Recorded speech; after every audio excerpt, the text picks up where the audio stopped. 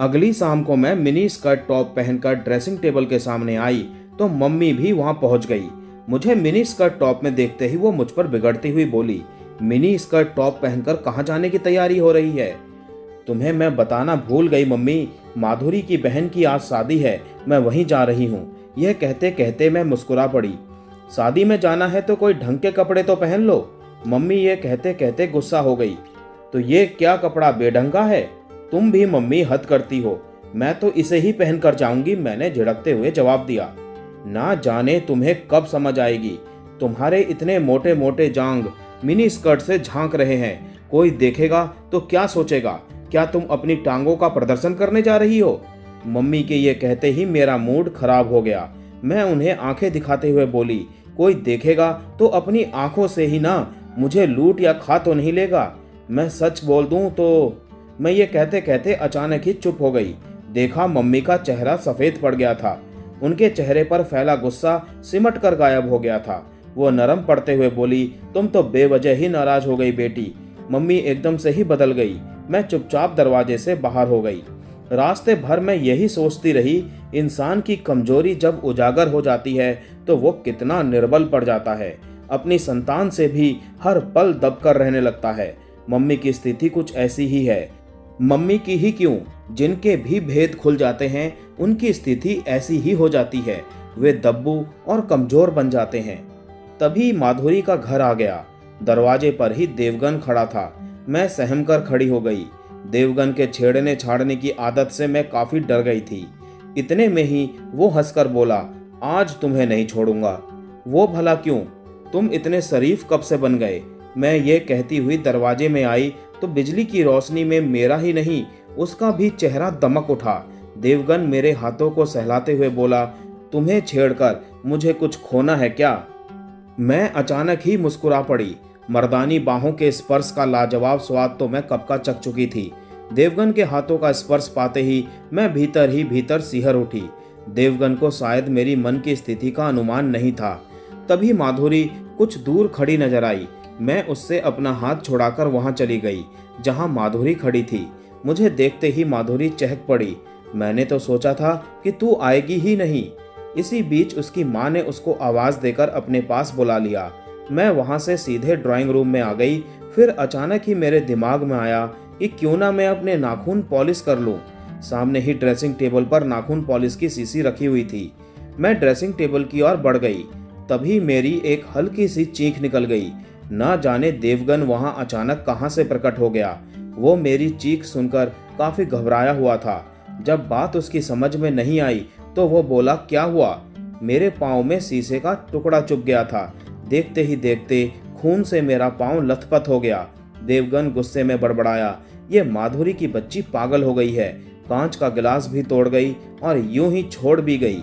यह कहते कहते उसने मुझे अपनी गोद में उठाकर पलंग पर बैठा दिया और रुई में डेटॉल लेकर जहां कांच चुभा था वहां रुई का फाहा रख दिया।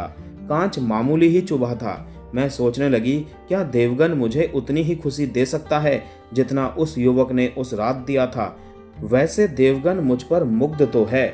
तभी देवगन बोला, ठहरो, मैं तुम्हारे लिए चाय लेकर आता हूँ।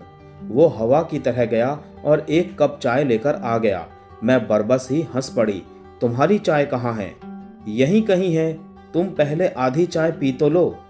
आधी चाय? क्या तुम झूठी चाय पियोगे? मैं आश्चर्य से बोली, क्यों, मैं तुम्हारी झूठी चाय नहीं पी सकता? एक दूसरे का झूठा खाने पीने से ही तो आपस की शर्म और झिझक कम होती है। काजोल, मैं तुम्हें बहुत ही पसंद करता हूँ। मैं मन ही मन मुस्कुराई, इतरा भी उठी। तुम मुझे कितना प्यार करते हो यह तो मुझे नहीं मालूम, लेकिन यह तो पता ही है कि तुम मेरी देह के आशिक हो और मैं भी तुम्हारे पुरुष देहष्टि की दीवानी हूँ। तुम मेरे जीवन में आने वाले दूसरे पुरुष होगे। मुझे देखना है तुम्हारी मर्दानी बाहों में कितना आनंद है, कितना नयापन है और कितना एक स्त्री को खुश करने का जादू है। इसी दौरान देवगन मुझे लूट लेने वाली निगाहों से घूरता हुआ बोला, काजोल, चाय तो पियो, ठंडी हो रही है। मैं मंद मंद मुस्कुराती हुई चाय पीने लगी। अभी मैंने आधी चाय पी ही थी कि उसने मेरे हाथ से कप छीन लिया और बोला, तुम्हारे होठों का स्पर्श पाकर चाय कितनी स्वादिष्ट हो गई है। ना मालूम तुम्हारे होंठों के स्पर्श में कितनी मधोसी होगी, कितनी जादुई मिठास होगी और कितनी ताजगी होगी। मैं आश्चर्य से उसे देख रही थी। वो चाय की चुस्कियां बड़े मजे से ले रहा था। तभी बारात आने का शोर हुआ। मैं पलंग से उठकर विवाह मंडप की ओर बढ़ गई। इसके दूसरे दिन तड़के मेरी आंख खुली तो आंखों के सामने अनायास ही देवगन आ गया। मैं उसके बारे में सोचते सोचते 10 बजने से पहले ही स्कूल पहुंच गई। देवगन गेट पर ही मिल गया। मैंने दूर से ही देखा, वो मुझसे कहीं अधिक उतावला था। मेरे नजदीक आते ही वो बोला, माधुरी बीमार है, उसने तुम्हें घर पर बुलाया है। मैं माधुरी के बीमार होने की बात सुनकर चिंतित हो उठी। कहीं माधुरी को उसके पापा ने किशोर को लेकर बुरा भला तो नहीं कहा है। मैं ये सोचते ही देवगन के साथ उसके घर के लिए चल दी। कोई 20 मिनट के बाद मैं देवगन के साथ उसके घर के नजदीक आई तो दरवाजे पर बड़ा सा ताला लटका हुआ था। मैंने आश्चर्य से देवगन की तरफ देखा तो वो हंसने लगा। माफ करना, मैंने झूठ बोला था। हकीकत तो ये है कि माधुरी दीदी के साथ उनकी ससुराल गई है और मम्मी पापा शहर से बाहर हैं। तो फिर तुमने झूठ बोलने की क्या जरूरत थी और तुम यह ताला खोलोगे कैसे? मैं यह कहते कहते चिंतित हो उठी। इस ताले की चाबी तो मेरी जेब में है और झूठ तो थोड़ा बहुत बोलना ही पड़ता है। यह कहकर उसने ताले में चाबी लगा दी। ताला खुलते ही उसने बड़ी फुर्ती से दरवाजा खोल दिया। हम दोनों अंदर आ गए, फिर दरवाजा बंद कर दिया। बेडरूम में आते ही देवगन ने अलमारी से इत्र का एक शीशी निकाली और मेरे अंगों पर स्प्रे कर दिया। ना जाने ये कैसा इत्र था। मेरे शरीर में उसकी खुशबू समाते ही मैं मदहोश हो गई और देवगन की बाहों में समाने के लिए मचल उठी। तभी वो जोरों से हंसा। इसे मैं सेक्सी इत्र कहता हूँ। पापा को मैंने मम्मी के शरीर पर स्प्रे करते कई बार देखा है। वो भी इसे सेक्सी या मदहोश कर देने वाला इत्र ही कहते हैं। यह कहते कहते उसने पूरे बिस्तर पर स्प्रे कर दिया। पूरा कमरा मदहोशी के आलम में डूब गया। बाहर की हवा भी आएगी तो सुगंधित हो उठेगी। यह सुनकर मैं हल्की सी मुस्कुराई, फिर बिस्तर पर निढाल पड़ गई। देवगन बोला, आज गर्मी बहुत है, कपड़े तो उतार दो। हाँ, गर्मी तो है, कहते हुए मैंने कपड़े उतार दिए। देवगन शांति से कहाँ बैठने वाला था। वो झुककर मेरे तलवे चाटने लगा। मैं चाहकर भी अपने पैर खींच ना सकी। शुरू में तो बड़ा ही अजीब सा लगा, लेकिन धीरे धीरे मुझे अच्छा लगने लगा। मैं बुदबुदाई, कहने को तो पुरुष कहते हैं कि स्त्रियां मर्दों के पांव की धूल है, पर क्या वे झूठ नहीं बोलते हैं? यहाँ तो मेरे पांव की धूल देवगन ही बना हुआ है। तभी अचानक ही मैं उचक सी गई। देवगन मेरी पांव को चूमते हुए आगे की ओर बढ़ता जा रहा था। मैं तो उसकी इस दीवानगी को देखकर पागल हुई जा रही थी। हंसती हुई मैं बोली, अरे बुद्धू, तुमने ये सब कहाँ से सीखा है? मैंने पापा को ऐसा करते देखा है। तो तुम ताक झांक भी करते हो, बड़े नटखट हो। और तुम क्या कोई कम हो?